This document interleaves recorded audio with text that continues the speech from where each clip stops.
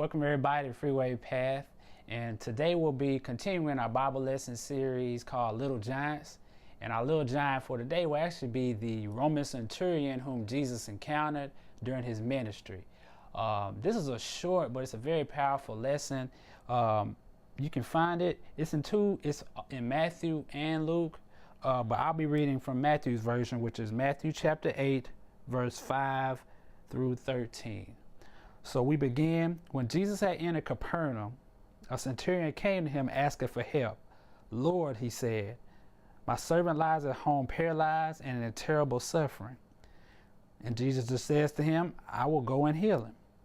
So the centurion replied, "Lord, I do not deserve to have you come under my roof, but just say the word and my servant will be healed. For, I myself am a man under authority. So with soldiers under me, I tell this one, go, and he goes, and that one, come, and he comes, and to my servant, do this, and he does it." But when Jesus heard this, he was astonished and said to those following him, he said, "I tell you the truth, I have not found anyone in Israel with such great faith. I say to you that many will come from the east and the west and will take their places at the feast with Abraham, Isaac, and Jacob in the kingdom of heaven. But the subjects of the kingdom will be thrown outside into the darkness, where there will be weeping and gnashing of teeth." Then Jesus said to the centurion, "Go, and it will be done just as you believed it would." And his servant was healed at that very hour. So why did that sequence, what made the centurion's faith so significant? But I would like to first start off,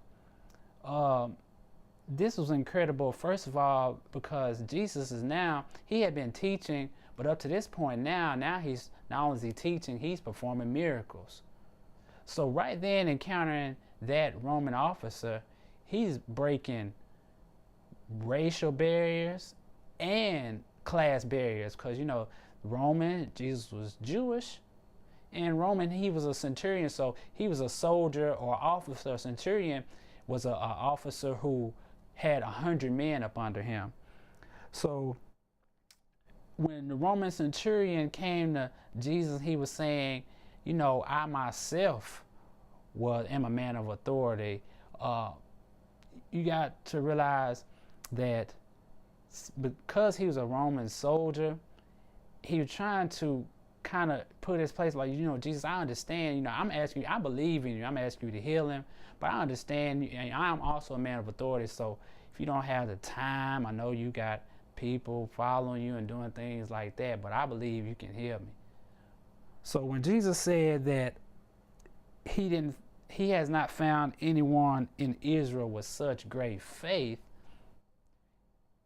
Romans, we don't, this guy he may have believed in God, but he might have not had, like Israel grew up with God leading the people, the Israel nation. But the Roman soldier, he was just coming off what he heard.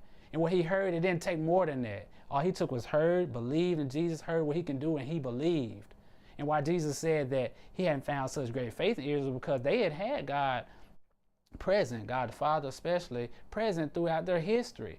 So religious leaders, Jesus pointed out, not even guys like those who should, they've been having or known Jesus all their life, haven't had such great faith. So we can get to a point where we believe, some of us maybe have been going to church all our lives, and then we get complacent thinking we know everything, and not knowing that the simple, profound things of Christianity or believing in the Lord, faith, it sounds simple, but to put it into action takes a lot more.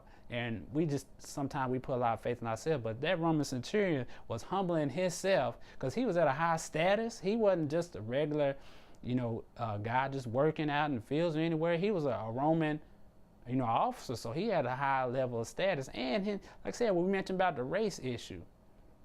So for him to humble himself, not even be part of the history of Israel, and for him to believe, and contrary to the religious leaders at that time, the Pharisees and guys like that, they supposed to be almighty and loving God, and not even their faith was that high.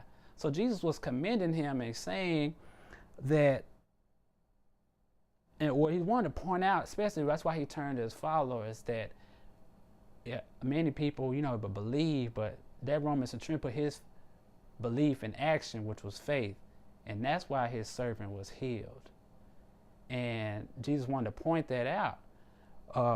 That's why he went on, which is a scary type of picture he painted, which was in verse 12 when he said, "But the subjects of the kingdom will be thrown outside into the darkness, where there will be weeping and gnashing of teeth." As you could tell, he was talking about, getting into heaven or going down to hell. Now, that's a scary picture he painted, but he just wanted to point out that just believe in me, faith small as a mustard seed, and I will be here for you. That's all. I mean, that's what he just wanted to point that out. Faith in him, not just being religious with him. So I just want you to take that into your heart and say, Jesus, two spectrums. You could be one where you're saying, Lord, I've just been kind of complacent with you. I know all the scriptures, I know all the songs, and that should be good enough for me.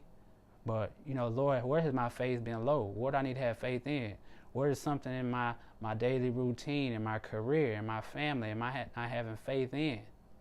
And if you're one of the ones who just maybe even knew Christianity, maybe not even know Jesus, say, Jesus, I mean, I've heard of you and I know who you are. I'm not the best theologian. I'm not an expert of the Bible, but all I know is I believe in you. I believe you, the healing, you came and you died for me. And once you put that faith into action, he will be there for you. So that's why I commend, when reading this scripture, it's a powerful lesson on faith. That's all it took for that Roman soldier for it to be healed. And you take that faith like he had and you apply it to your life, Jesus will do the same for you, no matter what your situation is. So God bless you, and I pray that you continue to put your faith into action and continue to be with us during our Little Giant Bible series.